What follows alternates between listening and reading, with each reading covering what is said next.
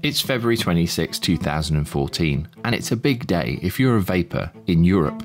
A vote is taking place on the EU's Tobacco Products Directive, which boldly claims to improve the functioning of the internal market for tobacco and related products, while ensuring a high level of health protection for European citizens. It all sounds great, doesn't it? But for the millions of electronic cigarette users and only a handful of enlightened MEPs in Europe, Article 18A of the TPD clearly limits the availability and viability of electronic cigarettes. My concern with this directive is that whilst there are many good and useful measures in it to stop young people from smoking, there is one huge mistake, and that is Article 18A, which is the regulation on e-cigarettes. It will prevent many Europeans from using e-cigarettes. If Linda McAvan MEP gets her way today, limits on strength, flavour and quantity of liquid nicotine will be imposed, narrowing the market and reducing their appeal to existing smokers. More shockingly, due to the vague wording of the directive, every popular refillable electronic cigarette on the market today will be banned. Worldwide, the vaping community watch online.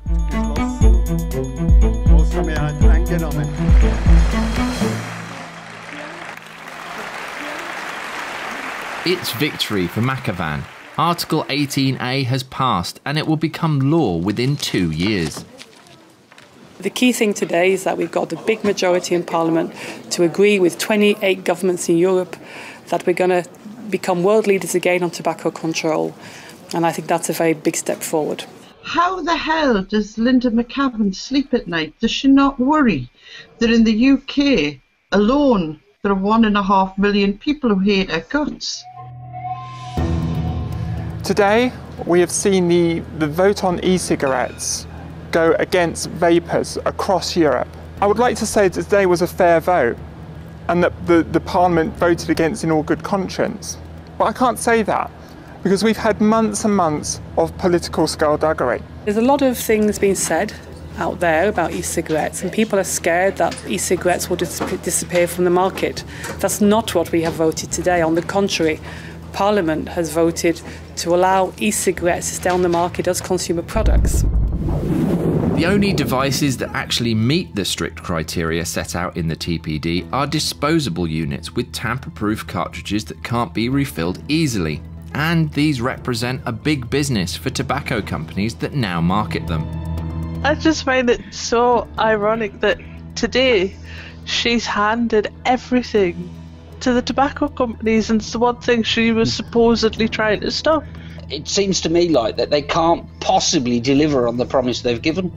That if we were talking about this in 10 years' time, people would be talking about these tossers that put this through.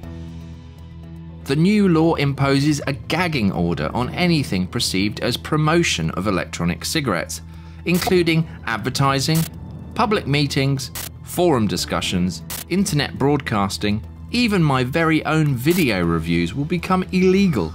Whiteout. All the work we've done in the last 5 years has all been for nothing, because they're now wiping that completely away, everything we've done. Can they really kill this community? I think we've come far too far for them to just wipe us out. They won't be able to kill what's already here, but they're going to try their damnedest to stop anybody new finding that we are here. The right is on our side, there's no doubt about it. Absolutely. We know this. And we can win this, but it isn't going to happen overnight. Yeah, and that's why we need to be out there with things like this, showing people what we do and letting people know what is going on.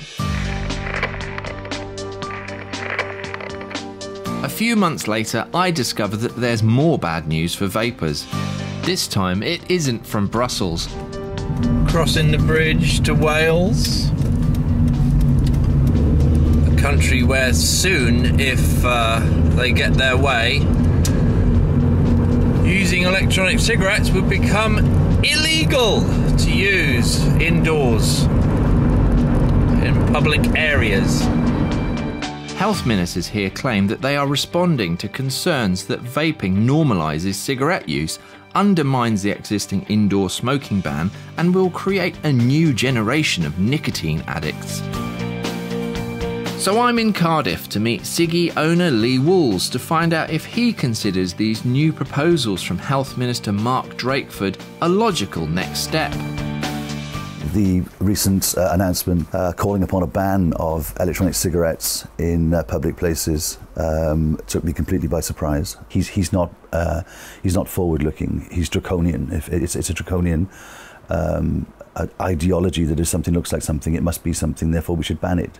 And as a result of it looking like you're smoking, they want to ban something which would be as ridiculous as banning somebody for making a cup of coffee in the workplace because there's steam coming from a kettle.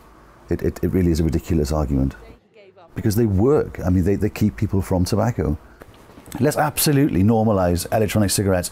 Let's make sure that nobody smokes a tobacco product ever again. The next logical conclusion is you have a nation of non-smokers. Well, that's a good thing, isn't it? That's what you're looking for. Do you really want to be sending people who have quit using tobacco and are now using a safer electronic vaping device to satisfy their nicotine addiction? Do you really want to send these people to go and stand outside in the cold next to people breathing out smoke? It doesn't make any sense. It beggars belief. Why you think this would be a good idea? He needs to do his research, and he needs to look at the knock-on effect that this ban would have on families throughout Wales. He's the Health Minister for Wales. He's supposed to be looking after our long-term health. I'd love for him to come to one of our shops and to meet some of the people that these products have helped, and then stand and say that they should be banned or that they shouldn't be used in public places. It's wrong.